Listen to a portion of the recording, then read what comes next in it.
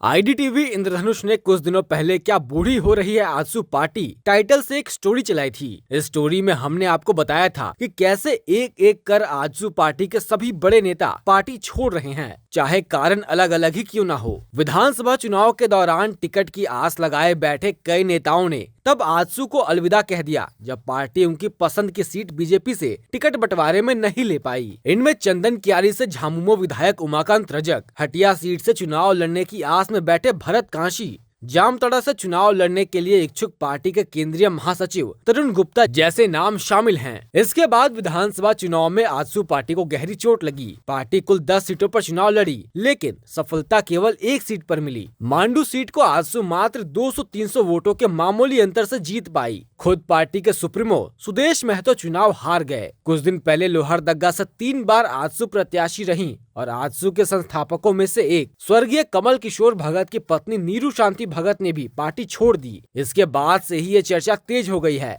कि क्या आजसू बूढ़ी तो नहीं हो रही। हालांकि इस बीच एक खबर ने सबका ध्यान अपनी ओर खींचा है। दरअसल आजसू के संस्थापकों में से एक प्रवीण प्रभाकर ने दोबारा से आजसू में वापसी कर ली है। रविवार को पार्टी कार्यालय में सुदेश महतो ने उन्हें पार्टी की सदस्यता दिलाई। विशेषज्ञों की माने तो इस राजनीतिक घटनाक्रम ने एक बड़े प्रश्न को जन्म दिया है कि प्रवीण प्रभाकर की इस वापसी के लिए पहले किसने हाथ बढ़ाया, प्रवीण प्रभाकर या फिर आजसू। क्या आजसू के पास नेताओं की कमी हो गई है कि उसे अपने पुराने नेताओं को वापस अपने पाले में लाना पड़ रहा है? इन सभी का जवाब हमने सीधे प्रवीण प्रभाकर से लेने की कोशिश की। सुनिए आईडीटीवी से बातचीत के दौरान उन्होंने क्या।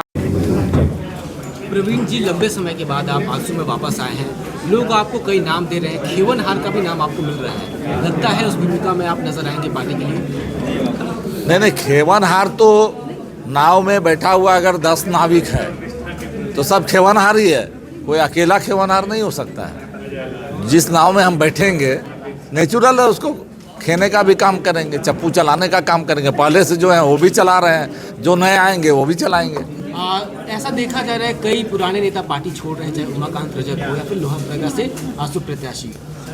ऐसा लग रहा है कि आपकी वापसी एक रिवाइवल के तौर पे हो सकती है आजसू के लिए आने वाले समय में। नहीं, संगठन तो एक धारा होती है ना। संगठन एक विचार के बल पर चलता है, तो धारा में कई धाराएं निकलती हैं, धाराएं मिलती हैं। हम भी कभी छोड़ कर गए थे, आज वापस आ रहे हैं, तो मुझे विश्वास है कि जो छोड़ कर गए हैं उनको फिर से एहसास होगा और वे भी वापस आएंगे। अच्छा, तो आप लंबे समय से इस बारे में सोच रहे थे ज्वाइन करने के लिए, और लोग सोच रहे हैं किसकी ओर से हाथ पहले बढ़ाया गया पार्टी में वापस लाने के लिए आपको? आप खुद से गए या फिर सुदेश जी ने? मैं आजसू पार्टी संगठन को छोड़ा था, लेकिन आजसू के कार्यकर्ताओं ने मुझे कभी नहीं छोड़ा। पिछले 11 सालों में मैं कहीं भी गया, किसी भी जिले में गया, तो आजसू कार्यकर्ताओं ने हमेशा मुझे सम्मान देने का काम किया। चाहे सुदेश महतो उसके अध्यक्ष हों, चाहे एक गांव का साधारण कार्यकर्ता हो, मुझे कभी एहसास नहीं हुआ कि मैं बाहर हूँ।